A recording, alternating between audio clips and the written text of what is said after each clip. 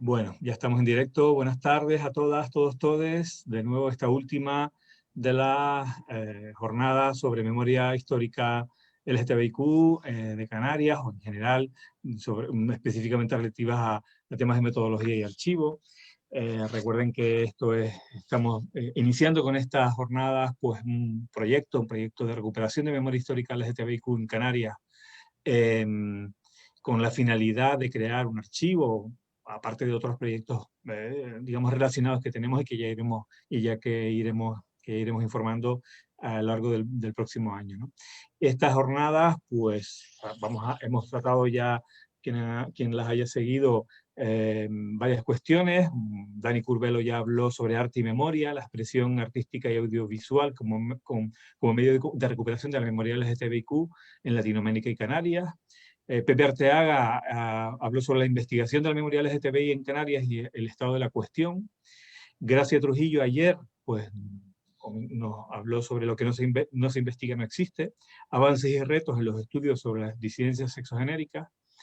Y hoy tenemos a Piro Subrat, que nos va a hablar. Hola, buenas tardes, Piro, que no te había saludado. ¿Cómo estás? Con la ponencia titulada Los archivos LGTBIQ, una experiencia desde los márgenes de la academia. Recuerden que todas estas charlas, que aunque las emitemos en directo, luego van a quedar en el Facebook de la Consejería, con lo cual van a poder volver a ellas, consultarlas o ver las que no han visto pues, en diferido, pero como si fuera un directo, grabadas perfectamente tal y como las hemos emitido. Piro, ya presentando a nuestro ponente de hoy, es archivero, es activista vinculado a los movimientos de izquierda radical, lleva participando en la última década en proyectos de cariz libertario y en colectivos queer, transfeministas y transmaricabollo. Investiga sobre la historia de las luchas LGTBIQ y anticapitalistas, y desde 2012 ha venido participando en archivos autogestionados de diversas ciudades de la península ibérica.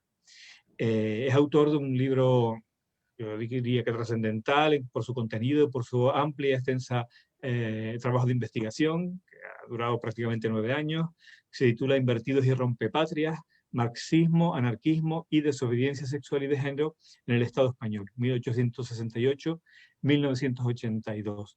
Está editado por la editorial Imperdible, fue publicado el año pasado, y a partir de las experiencias de estos años, pues él nos va a narrar o nos va a contar un poco acerca de estos archivos ajenos a lo institucional, que tienen una notable y vital importancia, especialmente para recuperar la memoria de las disidencias sexuales y de género que siempre han estado en los márgenes precisamente de lo institucional. Pero pues cuando quieras, yo salgo mientras tú hablas, luego ya me incorporaré de nuevo. Te dejo con tu charla. Gracias. Vale. Muchas gracias, Víctor, por la estupenda presentación que has hecho. Pues bueno, me llamo Piro y bueno, estoy un poco nervioso porque normalmente no hago estas cosas online, no, o sea, en general tengo cierta relación con la tecnología un poco, no sé cómo llamarla, complicada o algo parecido, pero bueno, en esta sociedad actual y más ahora con lo que está ocurriendo, pues es, en fin, pues es lo que hay. Bueno, pues yo aterrizo en este mundo porque yo empecé haciendo historia y mucha peña que empezamos haciendo historia acabamos luego, no sé por qué razón, derivándonos hacia el tema de los archivos. No sé si es algún, no sé, no me voy a poner aquí a hacer teorías. Como ha comentado Víctor, durante años estuve haciendo una investigación que, bueno, ya el propio título lo ha dicho, ¿no? Es un planteamiento sobre cómo ha sido históricamente la relación entre el mundo de la izquierda, en el aspecto amplio de la palabra, y el mundo homosexual. Para ello yo utilicé pues bueno, no solo toda la bibliografía LGTB que había hasta ese momento, que no era pequeña, sino me tuve que ir recorriendo archivo por archivo, cada cual más pequeño y más extraño, y también evidentemente archivos oficiales institucionales. Y me di cuenta, pues claro, me di cuenta de muchas movidas que no, por ejemplo, al darme cuenta, pongo el ejemplo más sencillo, ¿no? Digamos, yo me leí mogollón de libros, ¿no? Que había hasta ese momento sobre historia LGTB en el Reino de España, ¿no? Y claro, me di cuenta de que prácticamente ninguno de esos libros, igual uno o dos de entre 40 o 50 que me pude leer, había empleado archivos súper importantísimos, datos súper importantísimos que había dentro pues, dentro de materiales ya de por sí extraños, ¿no? Como podían ser fanzines, como podían ser cabeceras de periódicos de algún partido político extraparlamentario o de algún grupo de jóvenes de un barrio, de una capital de provincia que lo sacaban en formato fanzine, ¿no? Ese material estaba completamente olvidado, ¿no? Por parte de las bibliografías, ¿no? Las bibliografías de estas obras LGTB lo que habían hecho era ir a archivos LGTB, de hecho, la mayor parte de las veces diría que habían ido al principal archivo LGTB que hay y ha habido en el estado, que es el Casal Lambda, ¿no? Que tiene una colección bastante grande, y habían hecho las obras a partir del material que habían encontrado ahí y de las entrevistas que habían podido hacer a Peña, que todavía afortunadamente continúa viva, ¿no? Y claro, todo ese material, por su propia naturaleza y por la naturaleza también de los lugares en los que está guardado, había quedado completamente olvidado, ¿no? O sea, del propio pensamiento voy a escribir sobre historia LGTB del Estado español, ¿no? Había quedado como que si no existía, ¿no? Igual yo creo que la peña, la mayor parte de las veces, la gente igual ni lo... Bueno, no lo creo, es que estoy segurísimo, ni lo contempló, ¿no? Que podía existir. Así que bueno, debido a estos años, ¿no? Que estuve recorriéndome estados por muchísimos puntos de la geografía del Estado español, he de decir que no todos, tampoco voy a hacer aquí, no voy a decir ahora, o sea, no quiero sentar cátedra, perdón, de lo que hay en todo el Estado español, porque es un territorio muy amplio. Las Islas Canarias, por ejemplo, por cuestiones monetarias principalmente, no las pisé. Algunas provincias, pues tampoco las pisé. Principalmente estuve en ciudades grandes, o sea, tengo que reconocer también ese límite de lo que fue mi investigación y de lo que voy a contar ahora. Vamos, que hablando en plata me moví entre el triángulo siempre existente, que parece que no existe nada fuera de ahí, que es Bilbao, Madrid y Barcelona, y lo que hay dentro de ese triángulo o por donde pasas para ir a alguno de estos sitios. Más algún punto de Andalucía, que por ciertas cuestiones pues iba a, bueno, Andalucía, Sevilla y Granada, más Valencia, porque es la ciudad en la que vivo desde hace años. Así que, bueno, quiero decir eso, ¿vale? Que tiene este problema geográfico, ¿no? Digamos, o sea, este límite geográfico, ¿no? Lo que voy a poder comentar ahora, ¿no? Aún así, también quiero decir que también soy consciente, sin querer valorar otras realidades, que habiendo prescindido de ciertos lugares geográficos del Estado español, y tal y como también, no por una cuestión mía, ¿no? Sino por una cuestión de cómo se acumulan los datos, ¿no? Y los archivos, etcétera, y qué materiales se mueven por unos lados y por otros no.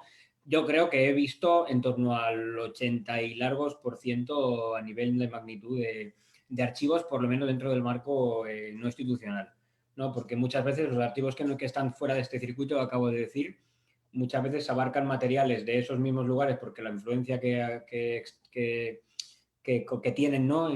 A todo el entorno, ¿no? En este caso en el marco de España, y porque como muchas veces tienen cosas locales, ¿no? Que por desgracia pues no he podido consultarlas, ¿no? En alguna de las veces. Pero bueno, así que bueno, debido a esta investigación pues fue cuando me contactaron pues Gracia Trujillo y Alberto Berzosa para participar en este librazo. Me acaban de chivar que Gracia también mostró el libro. Este libro que os he enseñado es Fiestas, Memorias y Archivo.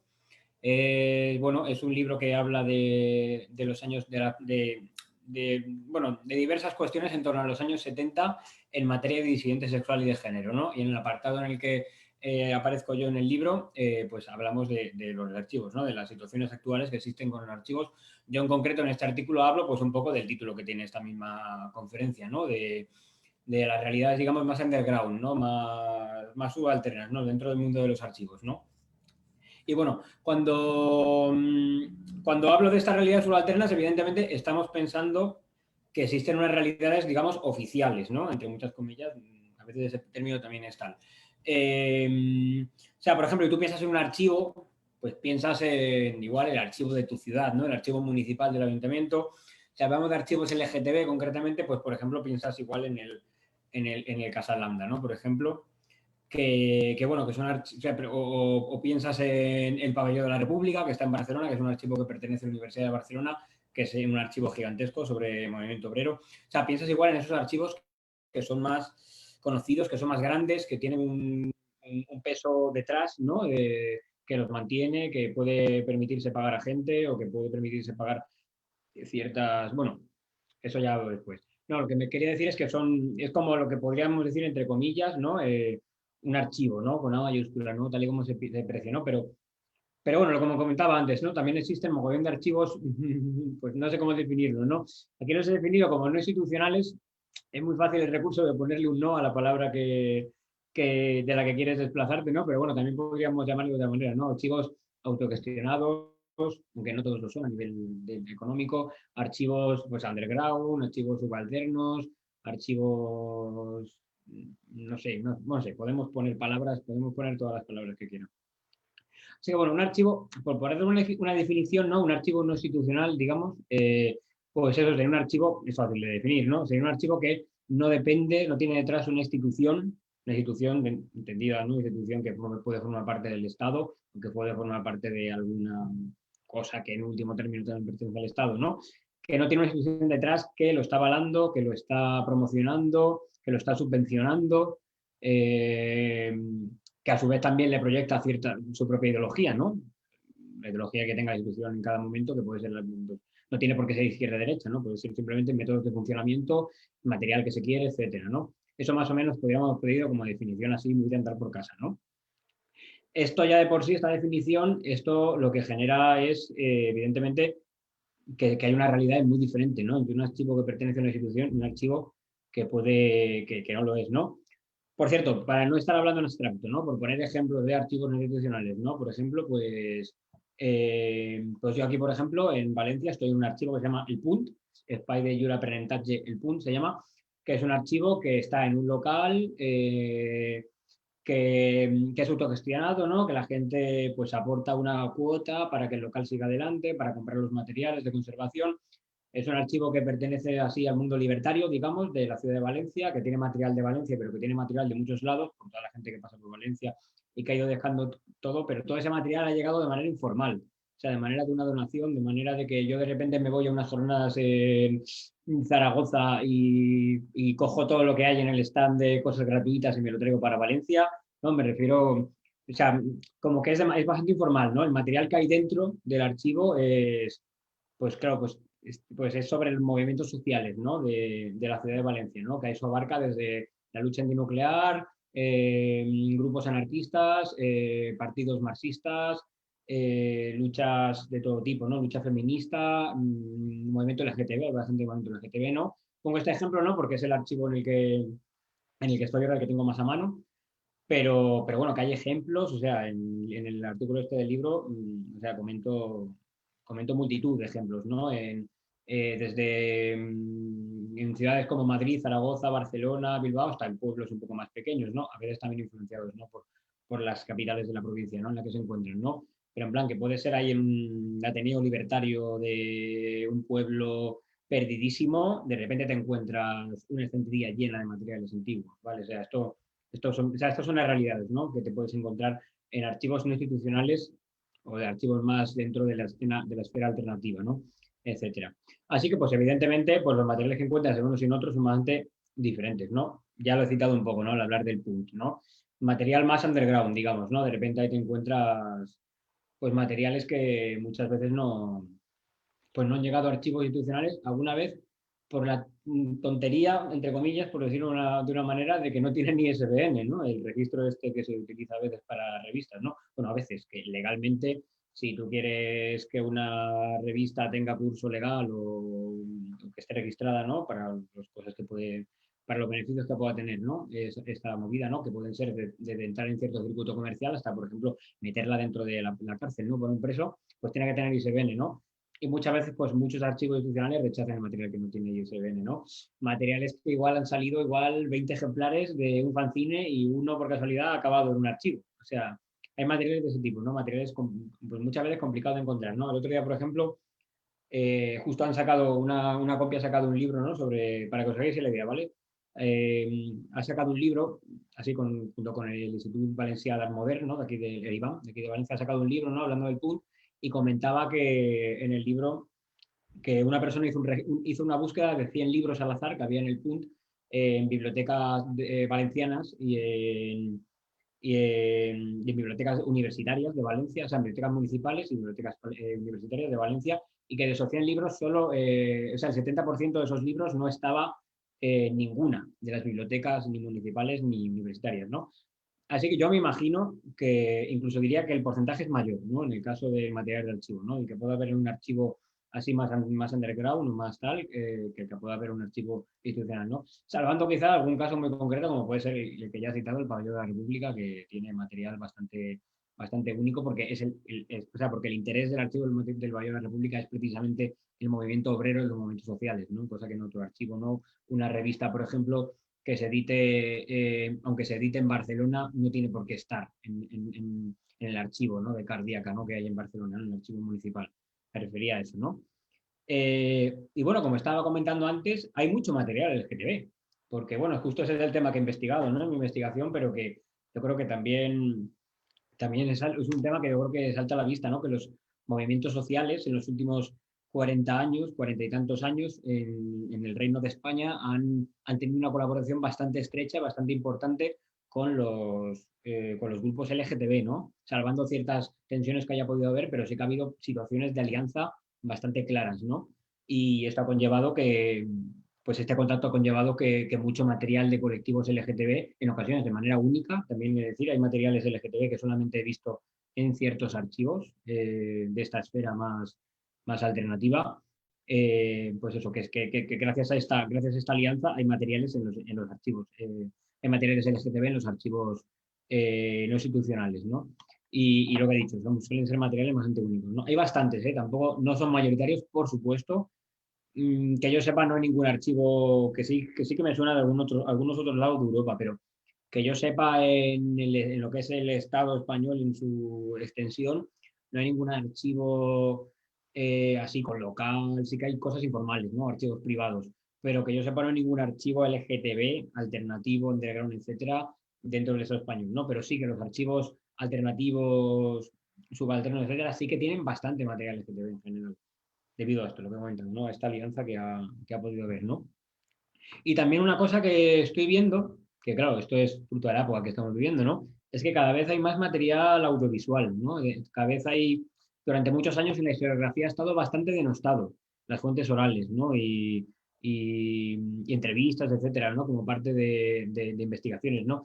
Esta tendencia está cambiando en los últimos años y yo creo que cada vez está cambiando más rápido porque, claro, pues estamos viviendo en una sociedad ultra tecnologizada y evidentemente el material audiovisual está siendo una fuente muy importante de documentación. Está en algunas ocasiones, incluso me atrevería a decir que si esto sigue así acabará superando el papel. Bueno, el papel creo que ya tiene un poco los días contados si esto sigue así. Pero bueno, así que cada vez veo más programas de radio, por ejemplo, entrevistas que están incluyéndose dentro de un disco duro dentro de estos archivos, ¿no? Alternativos, ¿no? Y bueno, lo mismo que he dicho de los institucionales, ¿no? Yo qué sé, pues ciertos programas de radio que se hagan en radios libres, ¿no? Por ejemplo, pues no vas a encontrarlos fácilmente, ¿no? En un archivo más allá de este tipo de archivos, ¿no? Pero aparte de que algún material ya de los 90 se está digitalizando, ¿no? Incluso se está poniendo también en internet, porque este material pues no es estar escaneando ahí con un escáner ahí muchas veces bastante de bajo presupuesto, digamos, ahí cada publicación, ¿no? Sino que es formato MP3 fácil de manejar por ordenadores, ¿no? Etcétera. Vale, bueno, pues voy a hablar ahora un poco de diferencias que veo, ¿no? Entre unos archivos y otros, ¿no? Que también definen bastante la naturaleza y a la vez son consecuencia, ¿no? De esta misma naturaleza, ¿no? De esos archivos y otros, ¿no? Por ejemplo, el tema de las subvenciones, ¿no? O sea, quiero decir, tampoco estoy hablando ahora del todo o sea, más bien ahora estoy hablando o sea, por una parte, a ver, que me aclare, perdón. Por una parte están los archivos institucionales y luego dentro de los propios archivos que no son institucionales del todo, sí que hay bastante diferencia concreta entre archivos que tienen una filosofía más autogestionaria, etcétera, y archivos que también a veces por su propia naturaleza, por todo el material que tienen, o el tipo de material, porque no es lo mismo tener material de los años 80 que tener material de los años 20. Que, en fin, tiene que tener unas movidas de conservación a las cuales no todo el mundo tiene acceso económico, ¿no? Algunos de estos archivos no institucionales también reciben subvenciones, ¿vale? El tema de las subvenciones es un tema que, o sea, yo personalmente no tengo una postura ni a favor ni en contra, es un tema que tiene claros y oscuros, o sea, que tiene una escala de grises bastante importante, porque por una parte, gracias a las subvenciones, tú puedes tener un material en un estado bastante mejor que en el caso en el que no tenga las subvenciones, por ejemplo.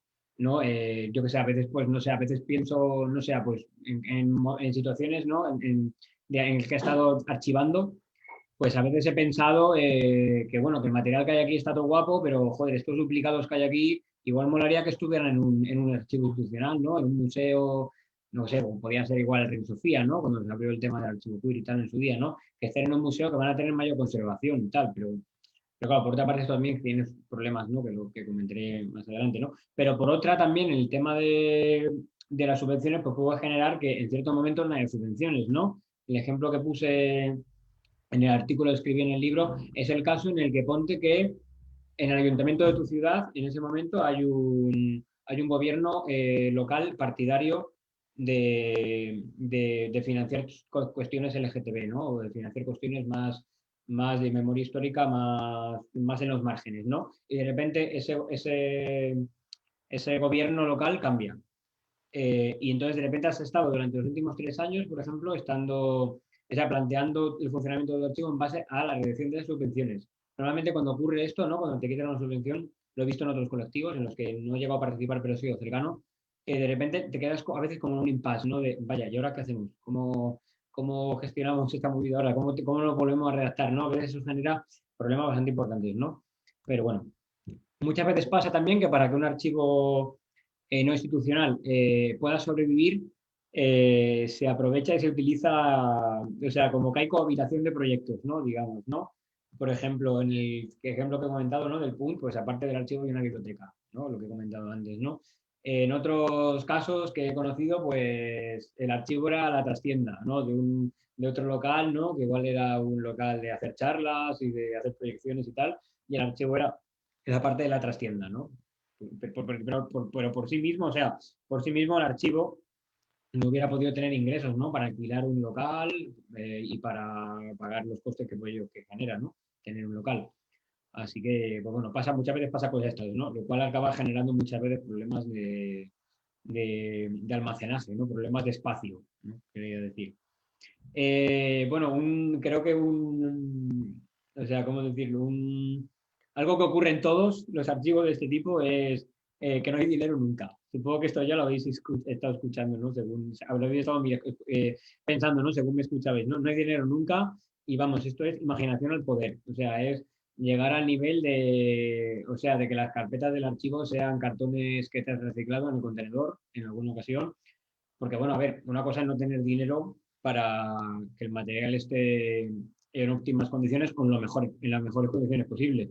Pero otra cosa es dejar el material ahí, como a veces pasa, ¿eh? Y no voy a decir nombres de archivos, pero a veces pasa que el material se deja ahí a la intemperie, a que le pueda pasar cualquier cosa, a que pueda haber una inundación, como ha ocurrido algunas veces, y que se pierda un porcentaje importante del material o a que las grapas se oxiden, porque, pues yo que sé, Valencia, por ejemplo, es una ciudad súper húmeda y las grapas se oxidan y si no les quitas las grapas y les haces un poco de limpieza, pues eso. Una cosa es que no tengamos muchas veces acceso a los productos químicos que habría que tener para gestionar este problema, pero otra cosa es que pasemos del tema, ¿no? Y bueno, pues unos cartones o unos folios de DIN A3 divididos, perdón, plegados, pueden hacer de carpeta, unos cartones pueden hacer de carpeta, eh, unos archivadores reciclados que antes tenían, pues no sé qué papeles, ¿no? Pues pueden servir de archivadores, no tienen por qué estar súper nuevos, aunque sí que es recomendable tener, para cierto material, porque en fin, las cosas sueltan, ¿no? O sea, la tinta se va, o sea, los cartones con el tiempo se van deteriorando y sueltan ahí con mini masilla, ¿no? Que tienen. Otro temazo es la digitalización. Y es que muchas veces de verdad, los escáneres que he visto que hay en este tipo de espacios son, pues eso, de low cost, absolutamente, ¿no? Son, por ejemplo, pues escáneres algunas veces son escáneres de ordenador, de estos que tienen tapa, ¿no? Y tal. Sí que últimamente yo he estado usando un escáner o sea, que tiene hasta DIN A3, ¿no? De estos que te lanzan que escanean desde arriba, ¿no? No sé cómo tiene un nombre, pero no me acuerdo ahora cómo se llama, ¿no? Claro, eso te pone ya el límite de primeras que solo puedes escanear por tamaño DIN A3. Y luego la resolución muchas veces tampoco es la óptima, ¿no? A veces esos 600 píxeles, no creo que no sería lo óptimo, sería mucho más, pero bueno, al final pues yo qué sé, los recursos que hay son los recursos, ¿no? Hay archivos que ni siquiera tienen escáner. Pero sí que ha habido proyectos importantes de digitalización de material que se han intentado luego poner a disposición de la gente, ¿no? Recuerdo el encuentro del libro anarquista de Salamanca de hace como 10 años que editaron un DVD con una colección importantísima de materiales que escanearon. No recuerdo ahora cómo se llama el DVD, pero igual si buscáis con los datos que he dicho, igual lo podéis encontrar, ¿no? Es uno de los primeros así precedentes, ¿no? Que escuché hablar de ese tema dentro de esta esfera y está muy guay que se haga esto, ¿no? Se generaron cabeceras muy importantes, ¿no? De la historia de lo que es el anarquismo, ¿no? En España, pero, pero bueno, perdón. Eh, vale, qué más estaba diciendo? Vale, bueno, el espacio, eso es un tema que ya he comentado. No voy a hablar más de ello. Y bueno, otro tema también es la apertura al público. Muchas veces no todo el mundo tiene acceso o sea, no todo el mundo tiene, o sea, no sé cómo, o sea, como que no hay peña liberada, ¿no? Muchas veces, hay gente que sí, pero no todos los archivos tienen gente liberada para que puedan estar abriendo el archivo en un horario concreto. Esto entra en el punto anterior, ¿no? De cohabitación de proyectos, ¿no? Igual sí que si juntas el archivo con una biblioteca, igual sí que hay más fuerzas para poder abrir. Pero bueno, muchas veces esto ha generado, por ejemplo, un archivo en el que estaba yo hace años, pues por ejemplo, pues éramos 3 personas y a veces éramos 2.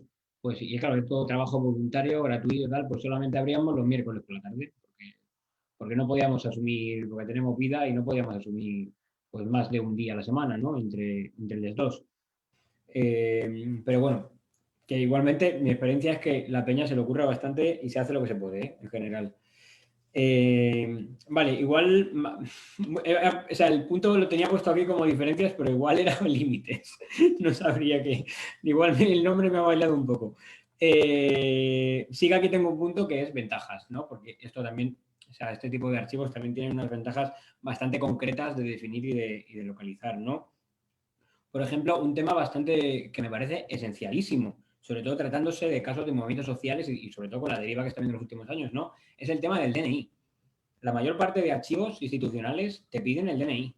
O sea, y esto puede dar, en el caso que nos ocupa, puede dar dos situaciones desagradables, ¿no?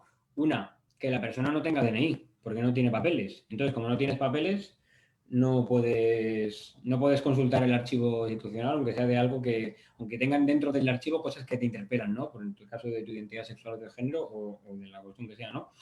Y otra cosa, que esto le ha pasado a algunas compas trans, es el tema de que es violento siempre y en el caso de ir a un archivo institucional para ver cosas igual LGTB de los años 80, pues es más, no sé, es irónico como mínimo, ¿no? Tener que mostrar tu DNI cuando todavía no se corresponde con tu vivencia, ¿no? Como pasa bastante habitualmente, ¿no? Así que, y bueno, estoy hablando del DNI, ¿no? Pero yo mismo me he encontrado, yo no tengo la carrera acabada y esto me ha generado problemas a la hora de consultar en ciertos archivos institucionales materiales anteriores a 1958. Me parece una cuestión bastante clasista por parte de la administración pública, ¿no? En este caso de de la Biblioteca Nacional y de otras bibliotecas comunitarias, ¿no? Tener que tener un carnet de investigador para consultar estos archivos, ¿no? Porque yo, por ejemplo, no acabé la carrera, no podía tener acceso a él. También una forma de conseguirlo es que te avale un profesor, pero si no tienes en ese momento de tu vida acceso a un profesor, pues tampoco puedes. Al final conseguí que me avalara una asociación LGTB, pero bueno, a veces tuve que estar dependiendo de colegas para que fueran con su carnet de investigador para ya poder perder yo la movida. Y algunos libros directamente, por cuestiones ya de tiempo y de energía, pues algún material no lo pude consultar para mi investigación, simplemente por carecer, ¿no? de los medios para tener este carnet, ¿no? Pero bueno, luego por otra parte, pues bueno, esto lo he dicho ya, no me voy a repetir mucho, ¿no? Localización de material alternativo, ¿no? Hay cabeceras que han sido muy importantes para la historia LGTB, que os juro que no las vais a encontrar más allá de ciertos archivos concretísimos, o sea, digo, al nivel, por ejemplo, de que un día un ejemplar de la revista de un colectivo LGTB de los años 70 lo encontré, me estaba volviendo loquísima buscándolo por todas partes, no lo encontraba y un día, por pura casualidad, lo encontré en el archivo de una radio libre, que ni siquiera es un archivo así al uso, ¿no? Es el archivo interno de cosas que le enviaban en su día a la radio libre, ¿no? en plan, pues bueno, antaño no como ahora, pues era en plan, pues era, ¿no? Por correo postal, etcétera, pues enviabas tu cabecera pues a ciertos medios de comunicación de la esfera alternativa y así pues conseguías igual tener más difusión, ¿no? No era como ahora.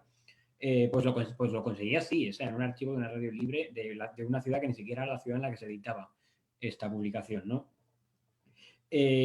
Así que eso, puedes encontrar en esos archivos, puedes encontrar un material que en otros lados no lo encuentras, definitivamente. O sea, no hay, ya está, no, con esto ya paro. Y, y muchas veces pues también pasa que, no, que hay cierto material que no... O sea, hay como ciertos archivos que cierto material pues como que no lo quieren, ¿no? Por cuestiones de... O sea, no sé, como que no esté dentro, a veces pasa esto, ¿eh? Que no esté dentro de la línea ideológica, ¿no? Del archivo, etcétera. Esto puede generar problemas a la hora de ir a consultar los materiales, ¿no? Pero en general, por lo que he podido ver, en general en todos los archivos se tiene de todo. De todos los archivos así más disidentes, se tiene de todo. Evidentemente, si la gente del archivo pertenece a una cultura política X, el material va a ser más enmarcado dentro de esa cultura política X y no va a ser de otra cultura política. Eso también hay que tenerlo en cuenta. Obviamente, parece de cajón, pero a veces no, no lo es tanto, ¿eh? Tampoco hablo por hablar. Vale.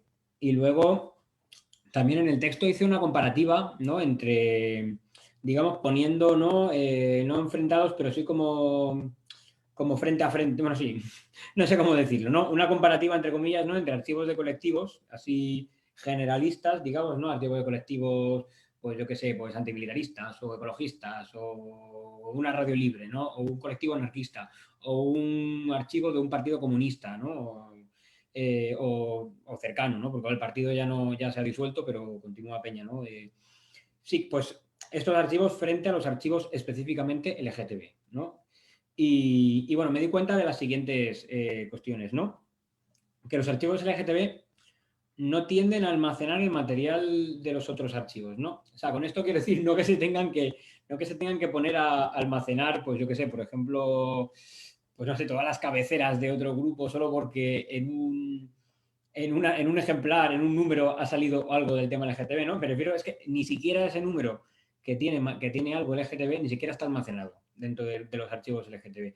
A veces sí, pero muy poco.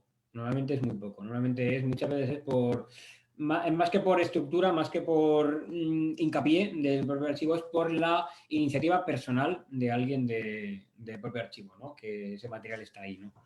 Y he de decir que viceversa un poco. O sea, que los archivos de colectivos así más generales tampoco tienen la intención en general de tener material LGTB, sin embargo, por las inercias que hay dentro de la lucha de movimientos sociales, etcétera, el material, por pitos o por flautas, acaba dentro de estos archivos. Pero sí que, o sea, lo veo un fallo bastante grande, ¿no? Por ejemplo, pues me parece de cajón, ¿no? Esto es una reflexión mía que puede ser compartido, ¿no? Pero me parece de cajón, por ejemplo, que si tienes un archivo LGTB con mucho contenido de los años 70, pues que tengas dentro del archivo la revista Ajo Blanco, por ejemplo, ¿no? Pero diría que si puedes tenerla, que la tengas entera, ¿no? En el caso que, a ver, que no todo el mundo accede a esta revista y tal, pero que es una revista de la que se editaron muchos ejemplares en los años 70, era una revista libertaria, contracultural, que se editaba en Barcelona, se editaron muchos ejemplares en esta época y no es complicado tener uno. La revista Ajo Blanco es una revista que en prácticamente todos sus números tiene movidas LGTB. O sea, a niveles de que la sección de contactos, pues es que todas hay algo, o sea, de verdad, os invito a echarle un vistazo a esta revista si podéis. En la revista, en la sección de contactos siempre hay algo en plan chico busca chico, chica busca chica, chico busca prácticas sadomasoquistas con 4 personas más. O sea, que lo encuentras súper habitual, aparte de mogollón, yo diría que la mayoría de los números, artículos específicos del rollo LGTB. Pues la revista Ojo Blanco es una revista muy importante dentro de la historia política LGTB del Reino de España. Y os juro que la he encontrado en 0 archivos LGTB. Que igual mi investigación igual fue en el pasado, igual esto ha cambiado en alguno de los archivos, pero de verdad que me he encontrado en 0. O sea, no estaba ninguno. Me parece que es una carencia bastante importante a nivel histórico, ¿no? Y bueno, pues también... un momento, que me lea mi chuleta. Bueno, sí, también. Simplemente bueno, lo que he ido diciendo ya, tampoco quiero repetirme mucho, ¿no? Que debido a la naturaleza del propio material, ¿no? Pues te encuentras, o sea, perdón, debido a la naturaleza, los propios archivos no institucionales, te encuentras material muy, muy variado, ¿no? Hay una variedad impresionante, ¿no? En esos archivos, ¿no? Y te puedes encontrar, por ejemplo, materiales de grupos o sea, super ultra radicales, super ultra antisistema, que también tratan este tema, ¿no? Pero que debido a la naturaleza, ¿no? Debido a que no están dentro, ¿no? De ciertas coordenadas políticas que puedan ser más aceptadas, ¿no? A nivel social, este material no esté tan fácil acceso, ¿no? En estos archivos te lo encuentras, ¿no? Y es un material que, a pesar de que puedas tener desavenencias ideológicas con el material, es un material que considero que debe ser consultado bastante importantemente. Pero considero esto y considero también que también hay que pensar en que también son archivos y son fuentes bastante interesantes el material contrario a nosotros, ¿no? O sea, con esto me refiero a grupos, a material generado por grupos ultracatólicos o por grupos de ultraderecha, ¿no? Por grupos neonazis o fascistas. Es un material que a veces te puede salir algún sarpullido, ¿no? De echarle un vistazo, pero que también forma parte de nuestra historia, por suerte o por desgracia. O sea, por ejemplo, hay un orgullo que fue portada del periódico, del diario El Alcázar, ¿no? Que era el principal diario de la ultraderecha, ¿no? En la transición. Ese material es importante para definir nuestra historia, porque define también pues hasta qué punto, ¿no? Por ejemplo, en este caso, ¿no? El calado social de la lucha LGTB en la transición llegó a inquietar tanto, ¿no? A estos grupos de ultraderecha, ¿no? Y también creo que a veces de verdad que me ha caído algún rapapolvo, ¿no? Por querer conservar igual pues unos fanzines de un grupo neonazi, ¿no? Que podía haber. Pero creo que es un material histórico bastante importante, que a la hora de hacer historia LGTB, que es lo que nos contempla, o historia en general, creo que es un material que también debe ser consultado, ¿no? Y que a veces, por cuestiones X, que no entraré a decir, pues te la puedes encontrar también en esos archivos institucionales, ¿no? Y bueno, también quería decir, así como coordenada, digamos, que de todos los materiales, ¿no? De todos los archivos que he consultado, donde me he dado cuenta que hay una mayor variedad de material, ¿no? Material muy, muy, muy variado, lo cual implica que hay más material en LGTB, son en archivos principalmente anarquistas. Supongo que por el cariz, ¿no? Que tiene el anarquismo, ¿no? ¿no? De debatirlo todo, ¿no? Bueno, esta no es necesariamente mi lucha, pero bueno, pero hay que tenerlo en cuenta también, ¿no? Como del menos sectarismo, ¿no? Entre comillas, ¿no? Que puede tener a veces el anarquismo, que no siempre, pero que muchas veces no parte de esa filosofía, ¿no? En plan de vamos a debatirlo todo, ¿no? Por decirlo de alguna manera, ¿no? Y, y bueno, ya para acabar, el último punto que te había puesto aquí en mi chuletilla es la clasificación, ¿no? Porque muchas veces los tesaurus, o sea, los tesauros y la forma en el caso de las bibliotecas, ¿no? O la forma de clasificar el material, ¿no? Muchas veces define el funcionamiento del archivo, pero muchas veces también invisibiliza otras realidades, ¿no? Por ejemplo, las formas de clasificar más habituales suelen ser por territorio y por cronología, ¿no? Que es una forma de clasificar que me parece correcta, ¿no? Digamos, pero ahora mismo, por ejemplo, ¿no? Una crítica que puedo pensar yo ahora mismo, ¿no? A los archivos es que, pues en los últimos años ha habido alianzas muy importantes, ¿no? Dentro del mundo LGTB o dentro concretamente de mundos LGTB, ¿no? Quizás más cercanos al transfeminismo, ¿no? Por ejemplo, ha habido una alianza muy importante con grupos antirracistas, ¿no? Por ejemplo, o con grupos de gente divergente funcional, ¿no? O divergente neuronal, ¿no? Y, y normalmente estas categorías son categorías que no se contemplan, ¿no? Dentro de los archivos, ¿no? O sea, cuando es una realidad bastante importante, ¿no? Que vive con una parte de la población LGTB, ¿no? Del Estado español y de los movimientos sociales, ¿no? Son realidades, ¿no? Solamente. Y quizá habría que tener un poco en cuenta, ¿no? De, de eso, o sea, porque clasificar también genera, o sea, a la hora o sea, no sé cómo definirlo, ¿no? Porque es parece un poco filosofía del archivo, ¿no? Pero la forma en la que tú clasificas acaba generando una narrativa, ¿no? Acaba generando que el material sea más accesible si tú buscas mediante o sea, si tú estás buscando un pensamiento concreto, ¿no? Si el material está clasificado de una forma u de otra, generas que el material sea más accesible o menos, ¿no? No sé si me habéis entendido, igual no. Pero, pero bueno, creo que sí, me habéis entendido. Y luego, ya para acabar, pues por ejemplo, problemillas que me he ido encontrando, ¿no? pues por ejemplo, ¿no? En el caso, ¿no? De las colecciones privadas, ¿no? Que está súper bien que haya gente que tenga colecciones privadas, ¿no? Pero bueno, o sea, yo en su día también tuve ahí alguna colección privada y tal, pero yo creo que es muy interesante que estas colecciones privadas se, se donen, ¿no? O por lo menos te curres, aunque sea un mínimo de accesibilidad a la gente, ¿no? Aunque no lo dones, pero sí que tenga cierta, no todo el archivo, lo que tú quieras, pero sí que los archivos privados, que sí que, o sea, porque a veces hay en archivos privados cosas que son muy complicadas de encontrar, ¿eh? No me refiero a cartas entre gente, cartas de amor o cartas de cosas personales, ¿no? Sino me refiero a incluso revistas o fanzines y tal, que pueden ser muy complicados de encontrar, ¿no? Y que muchas veces están en estos archivos privados, ¿no? Y claro, es privar, ¿no? Valga la redundancia a la peña de consultar, ¿no? También muchas veces me doy cuenta de que hay una falta de conciencia generalizada dentro de los movimientos sociales y del movimiento LGTB también, diría yo, ¿eh? Igual esto está cambiando un poco, no lo sé.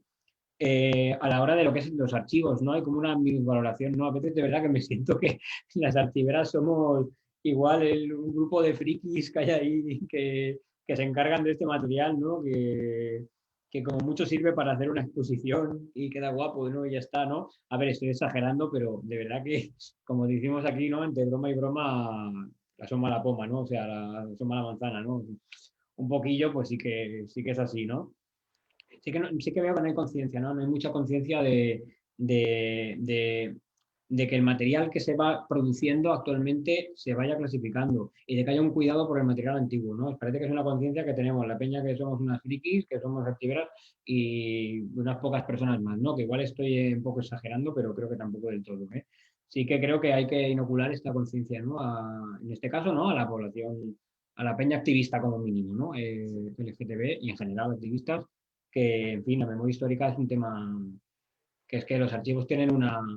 Tampoco es aquí en plan, estamos aquí teorizando y haciendo tertulias ahí victorianas, ¿no? Sino que los archivos tienen un uso práctico, ¿no? Los archivos tienen no solamente para hacer investigaciones, escribir libros gordísimos, ¿no? Sino también tienen la utilidad, ¿no? De poder ver cómo ha sido el pasado para poder corregir errores del presente o como mínimo para poder hacer un ejercicio de justicia, simplemente con lo que ha sido el pasado, ¿no? Que no olvidemos a la peña, que mucha de esa peña era mayor y la peña a veces que ni se acuerda de qué han hecho, ¿no? También tenemos que cuidar de esa peña, ¿no? Y los archivos también tienen ese uso práctico, ¿no? Tienen un uso latente, ¿no? Eh, Otro problema que veo son las energías que hay en los archivos, que normalmente son bajísimas. Hay muy poca peña que se encarga muchas veces. El curro es faraónico, o sea, es eterno. De verdad, necesitas una vida para tener un archivo apañado o dos vidas, o sea, es faraónico, o sea, todo el trabajo de clasificación, o sea, si no lo haces, igual no te haces a la idea, ¿eh? Pero, hostia, te juro o sea, que es eterno, ¿eh? Absolutamente, ¿no? Y un último problema, y ya con esto acabo ya del todo, que veo es ahora mismo, ¿no? Esto no lo puse en el libro, por ejemplo, ¿no? Esas son reflexiones que me he ido dando cuenta, ¿no? En el contexto que estamos ahora, ¿no? En el contexto del coronavirus, en el contexto de la ultradigitalización, ¿no? De que hemos pegado un salto digital de repente, o sea, no un salto digital, que es un poco ya estaba, sino un salto a la digitalización de nuestra vida, ¿no? Digamos. Y claro, yo ahora me pregunto cuáles serán los criterios de archivar materiales que se están generando actualmente dentro de 10 años, ¿no? O sea, ¿qué vamos a hacer con los materiales que se están haciendo ahora, ¿no? Si muchas veces buena parte de este material se está produciendo en Internet, es material, ¿no? Discusiones, debates y tal. Bueno, justamente estas charlas, ¿no? Que se están grabando y sí que hay una voluntad muy guay por la parte organizadora de mantenerlas, ¿no? De mantener el testimonio, pero mucho material se está generando ahora en redes sociales, o sea, se está haciendo de manera no en papel, ¿no? Muchas veces pasa por empresas, por empresas pues de datos, ¿no? Como pueden ser Facebook o Instagram, etcétera, que te pueden censurar el material y adiós, muy bueno, lo has perdido, ¿no? El otro día, por ejemplo, pues me encontré, justo ¿no? En el archivo, me encontré el ejemplar de Fallas de la revista Ojo Blanco, que fue un ejemplar que todavía acababa de morir Franco hacía pues unos meses y fue un ejemplar que censuraron, ¿no? Porque se ríen de las fallas valencianas y también porque ponen un poco guarrillas, ¿no? Con el tema de las fallas y se ponen a decir así algunas cosas ahí, pues en ese momento estaba vigente la ley de peligrosidad social y tal, y bueno, pues ciertas cosas de propaganda homosexual manifiesta pues no podían decirse, ¿no? Y ese número fue censurado, pero antes de que se censurara, que la policía armada fuera a requisarlo a los kioscos, se movieron bastantes números. No diría que una magnitud absoluta, pero se movieron bastantes. Y no es el primer ejemplar que el que tuve en mis manos el otro día, que he visto más de uno. Pues claro, yo ese día pensaba, pues joder, tengo aquí esto en la mano, este ejemplar que fue censurado, pero yo ahora, por ejemplo, no sé si puedo tener acceso, ¿no?, a material que censura Facebook, ¿no?, por ejemplo, o que censura Instagram, o que ni siquiera por censura. Hace unos años un coleguilla me hablaba de un colectivo queer que tenían en Barcelona hace años, que estaba alojado en un blog de Blogspot y que de no utilizarlo el blog cerró y se les olvidó guardar el material en un formato de ordenador, ¿no? En un pendrive o en un disco duro, ¿no? Así que, claro, yo tengo este debate ahora, ¿no?, conmigo mismo, ¿no?, de qué va a ser, ¿no?, del material que está generando ahora, ¿no?, que no es ni en papel ni es audiovisual, ¿no?, sino que, o sea, ¿qué va a ocurrir, ¿no? Pero bueno, esto es una interrogante, ¿no?, que dejo ahí, ¿no?, para pensarlo. Y bueno, ya no me enrollo más. Ya con esto ya acabo. Gracias, por cierto, por la invitación a Víctor y a toda la peña que estáis ahí detrás organizando todo. Y bueno, ya con esto ya me callo. Si alguna cosilla hay que haya preguntado a alguien y tal, que quiera decir Víctor, ya aquí estoy. Bueno, gracias, Piro. ¿Me escuchas, verdad? Esto está bien encendido. Sí, sí, perfectamente. Vale, perfecto. Pues gracias. Bueno, ha sido muy, muy interesante. Muchas cuestiones planteadas. No hay preguntas planteadas, pero sí gente que dice que gusto de estas jornadas, tan necesarias para la recuperación de la memoria histórica, un orgullo de panel y con Piro como broche de oro, o muy necesaria esta charla, comentan por Facebook. Comienzo con algunos comentarios, por ejemplo, precisamente lo último que decías, ¿no? El tema de cómo vamos a conservar todo el material digital que se está generando ahora, que prácticamente todo se hace a través por vía digital, las convocatorias de las acciones, las charlas, los cursos, los debates. Me lo planteaba a veces yo antes a nivel personal, ¿qué hago con todas mis fotos digitales? Las metes en un ordenador y cuando se fastidia el disco duro, adiós, las pierdes, las metes en un Dropbox o algo de eso, pero no sabes si eso va a durar o esa empresa desaparece o al final se convierte en un negocio, al fin y al cabo.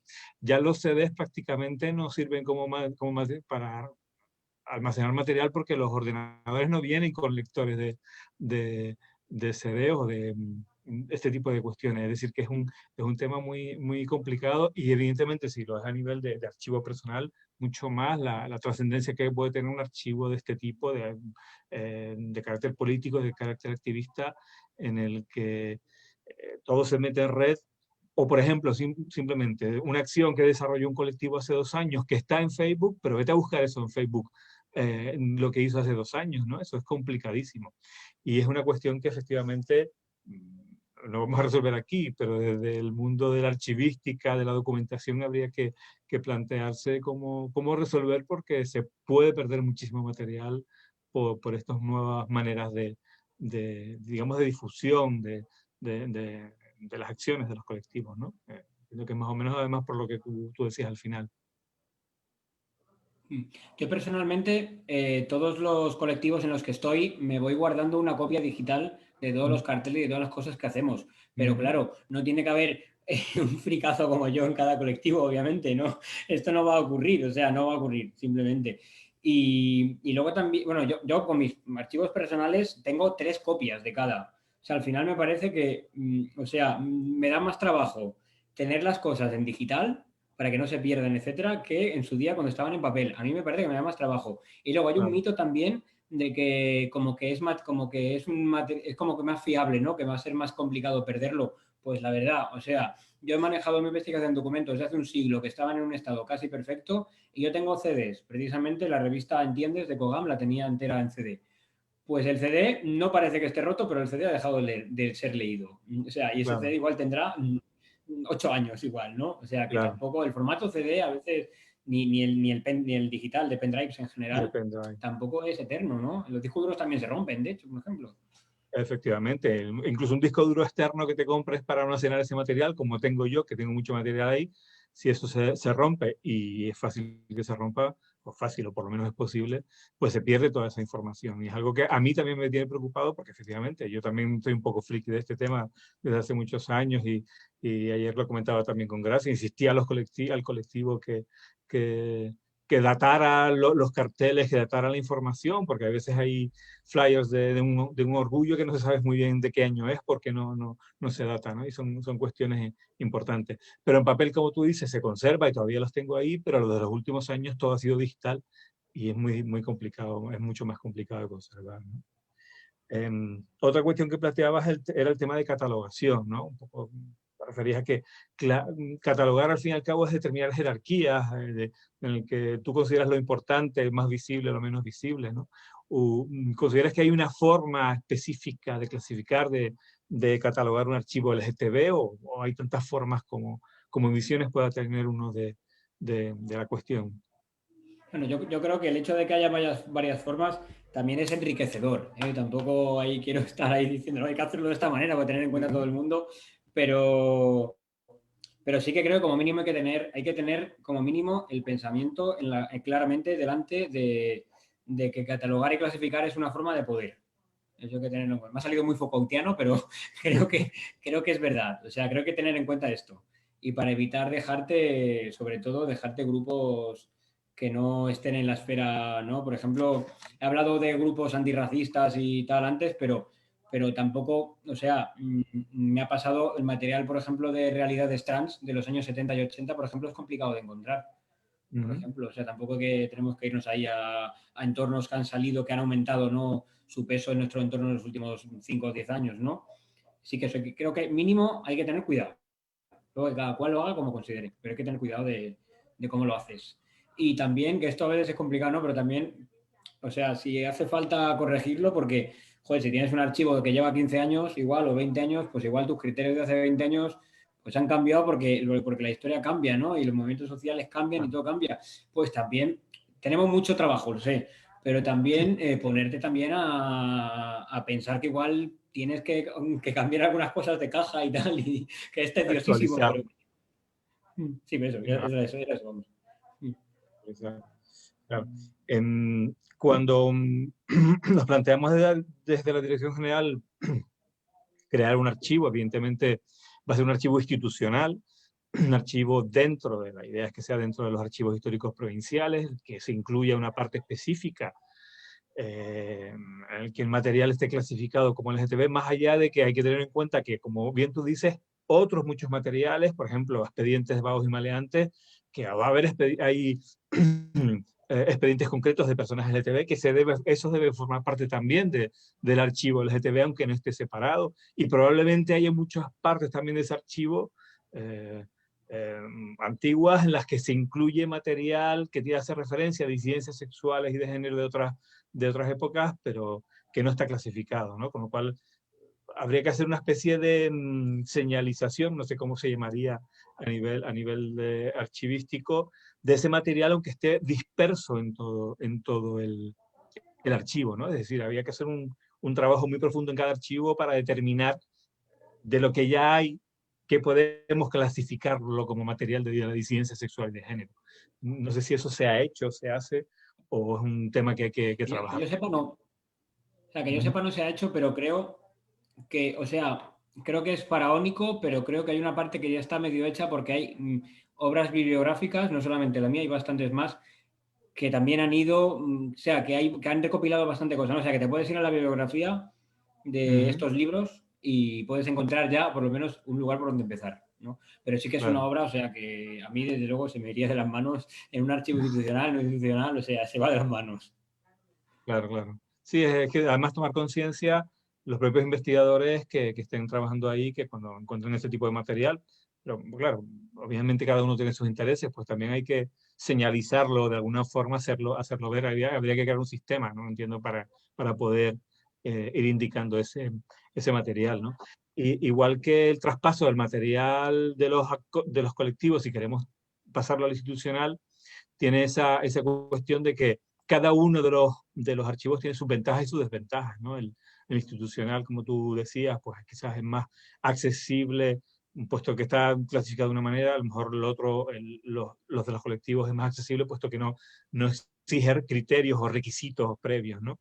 A lo mejor ese material habría que mantenerlo en ambos, ¿no? No se trata de traspasar, sino de duplicar para garantizar, por un lado, el mantenimiento y la diversidad de clasificaciones y de accesos. No, no sé cómo tú lo ves, si es posible esa, Sí, esa duplicidad. me parece que es un buen camino la duplicación. Alguna vez la he hecho, habitualmente no, porque también implica unos recursos que en mi vida de archivero underground, digamos, punky, no he tenido, ¿no? Pero sí que en una ocasión, por ejemplo, sí que una gente nos pidió pues varias carpetas de material LGTB, ¿no? Que teníamos de los años 80 y 90, que teníamos en un archivo, y lo duplicaron y allí tienen todavía en su archivo los duplicados. Lo único que, claro, que esta peña contaba con más dinero del que suelo ver yo, ¿no? En los archivos. Pero sí, me parece un camino muy interesante. Y si las administraciones públicas tienen los recursos, ¿no? Como puede ser el caso de tenerlas, me parece que es un buen camino que se hagan duplicados, desde luego. Bueno, en ese tipo de trabajo vamos a intentar ir, en ese camino vamos a intentar ir. Prácticamente se nos ha ido la hora. Piro, muchas gracias por estar con nosotras esta tarde. Voy a terminar con una cita de tu libro porque me parece importante, prácticamente como terminas el propio texto, ¿no? Porque tú remarcas la importancia que tiene la existencia del archivo LGTBI para que podamos ser nosotros quienes conozcamos y escribamos nuestra historia, y no intelectuales oficiales o gente cis heterosexual bien intencionada. Solo de esta forma podremos entender con mayor veracidad cómo ha sido nuestra rica historia y poner nuevas piedras para seguir construyendo nuestro futuro como comunidad, en la medida que se pueda, disidente y combativa. Pues nada, en eso estamos, poniendo piedras en el camino, no tirando piedras, sino poniéndolas en el camino. Yo te agradezco además tu trabajo porque me parece también súper importante, fundamental para este camino, para esta trayectoria. Espero seguir en contacto y en próximas ediciones que sean, digamos, en persona y poder vernos y tener un contacto más directo sería ideal. Gracias por tanto por estar hoy con nosotras. ¿Piro? Ha sido un placer y también ojalá podamos vernos algún día. Me hace mucha ilusión ir a Canarias algún día. Bien. Y a las personas que están con nosotros acompañándonos, gracias por acompañarnos estos días. Vuelvo a repetirles, cerramos hoy las jornadas, pero estas quedan en la web, en el Facebook de la Consejería, y bueno, para que las quieran visitar. El año que viene espero tener nuevas jornadas con estos u otros temas y que nos acompañen en este camino de recuperar nuestra memoria, la memoria de la comunidad LGTB de Canarias y en general de toda la comunidad LGTB. Gracias y buena tarde. Adeu.